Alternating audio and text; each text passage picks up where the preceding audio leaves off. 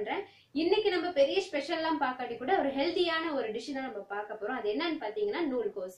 நூல்கோஸ் வந்து பாத்தீங்கன்னா மோஸ்ட்லி எல்லாரும் விரும்பி சாப்பிடுவாங்க அப்படின்னு இல்லை, ஆனா சாப்பிட வேண்டிய ஒரு வெஜிடபிள் தான். இது வந்து பாத்தீங்கன்னா நோய் எதிர்ப்பு சக்தி வந்து ரொம்ப அதிகமாவே இருக்கு. காயில மட்டும் இல்ல, அதுல வர கீரை கூட ரொம்ப ஹெல்தி. இது வந்து அவாய்ட் பண்றவங்களுக்கு இந்த மாதிரி நீங்க செஞ்சு கொடுத்தீங்க அப்படின்னா எல்லாருமே மோஸ்ட்லி விரும்பி சாப்பிடுவாங்க. அது எப்படி செய்யறது அப்படிங்கறத இப்ப நம்ம பார்க்கலாம். இன்னைக்கு நம்ம குழம்புக்கு வந்து நான் இன்னைக்கு ஆஃப் தான் எடுத்திருக்கேன். ஆஃப் நூல்கோஸ் வந்து நான் இப்படி எடுத்திருக்கேன். இதுல மேல தோலெல்லாம் ரிமூவ் பண்ணிட்டு கட் பண்ணதுக்கு அப்புறம் நம்ம குக் பண்ண ஆரம்பிச்சிடலாம். ஸோ நம்ம க்ளீன் பண்ணி கட் பண்ணி வச்சாச்சு. குழம்புக்குங்கிறதுனால நான் கொஞ்சம் நீளமாக கட் பண்ணி ரெடி பண்ணியாச்சு. இன்னைக்கு ஆஃப் நோக்கல் அப்படிங்கிறதுனால பார்த்தீங்கன்னா நான் வந்து இன்னைக்கு ஒரு மீடியம் சைஸ் வெங்காயம் வந்து நான் இப்படி கட் பண்ணி வச்சுருக்கேன். அதுக்கு வந்து பார்த்தீங்கன்னா சேம் மீடியம் சைஸில் நான் ஒரு தக்காளியும் கட் பண்ணி வச்சுருக்கேன். அப்புறம் பார்த்தீங்கன்னா கரம் மசாலா, அப்புறம் சில்லி பவுடர் வந்து நான் இன்றைக்கி ரொம்பவுமே கம்மியாக தான் யூஸ் பண்ண போகிறேன். அப்புறம் தேவையான அளவு உப்பு, அப்புறம் 3 பச்சை மிளகாய் நான் இந்த மாதிரி கட் பண்ணி வச்சுருக்கேன். சேம் வந்து பார்த்தீங்கன்னா ஒரு 3 இல்லைன்னா 4 வந்து பூண்டு இந்த மாதிரி நீங்கள் க்ளீன் பண்ணி கட் பண்ணி வச்சுக்கோங்க. அப்புறம் லாஸ்ட்டில் போடுறதுக்கு நான் கொத்தமல்லி வந்து இப்படி குட்டி குட்டியாக கட் பண்ணி வச்சுருக்கேன்.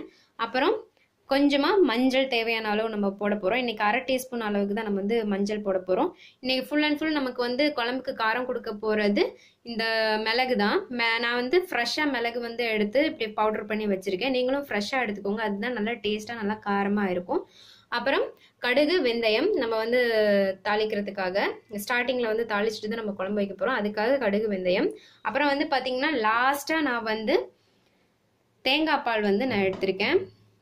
இந்த மாதிரி ஒரு கப்பில் நான் வந்து ஒரு தேங்காய் பால் வந்து நான் ரெடி பண்ணி வச்சுருக்கேன். இது வந்து நம்ம லாஸ்ட்டில் தான் நம்ம வந்து ஆட் பண்ண போகிறோம் குழம்புக்கு. ஸோ இதுதான் நமக்கு இன்னைக்கு தேவையான ஐட்டம்ஸ். வாங்க எப்படி குழம்பு பண்ணுறது அப்படிங்கிறத பார்க்கலாம். ஆயில் போட்டாச்சு. கடுகும் வெந்தயமும் போட்டுக்கலாம். நல்லா வெடிக்கும் போது நம்ம வந்து வெங்காயம் ஆட் பண்ணிக்கலாம்.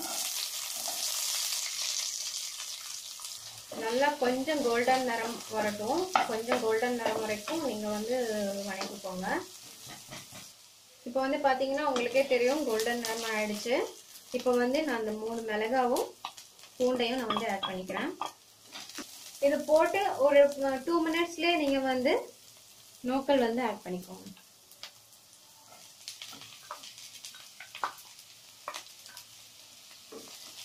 கொஞ்சமாக சிம்மில் வச்சு நீங்கள் வந்து இதை குக் பண்ணிக்கோங்க. கொஞ்சம் குக் ஆகட்டும். இப்போ வந்து நான் தேவையான அளவு உப்பு வந்து ஆட் பண்ணிக்கிறேன்.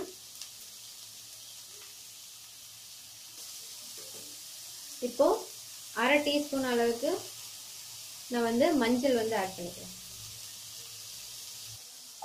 ஆட் பண்ணிட்டு நல்லா மிக்ஸ் பண்ணி விட்டுட்டு சில்லி பவுடர் பார்த்தீங்கன்னா இன்னைக்கு நான் ரொம்பவுமே கம்மியாக தான் யூஸ் பண்ண போகிறேன்.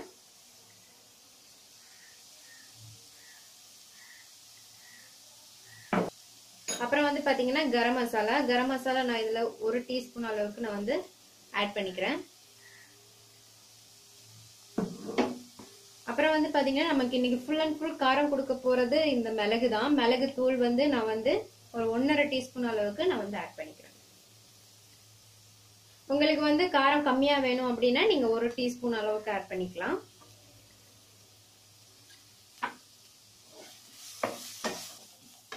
இது வந்து நம்ம ஃபினிஷிங்ல வந்து தேங்காய் பால் ஊத்துறோம் அப்படிங்கிறதுனால நீங்க வந்து காரம் வந்து அந்த அளவுக்கு உங்களுக்கு வந்து எஃபெக்ட் ஆகாது. ஸோ இப்போ நம்ம இதை ஒரு க்ளோஸ் பண்ணி ஒரு 5 மினிட்ஸ் மாதிரி நான் குக் ஆக விடுறேன்.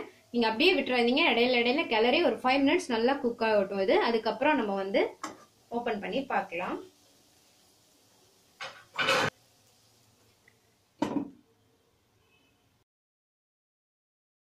ஓகே, 5 மினிட்ஸ் ஆயிடுச்சு. நம்ம இப்போ வந்து ஓபன் பண்ணி பார்த்துக்கலாம்.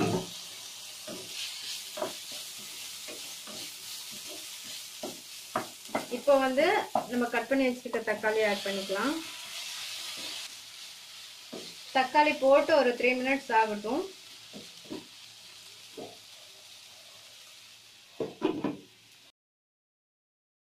ஓகே, 3 மினிட்ஸ் ஆயிடுச்சு. நல்லா தக்காளி எல்லாம் நல்லா குக் ஆயிடுச்சு. இப்போ வந்து நம்ம லாஸ்டா எடுத்து வச்சிருக்க தேங்காய் பால் வந்து நம்ம ஆட் பண்ணிக்கலாம்.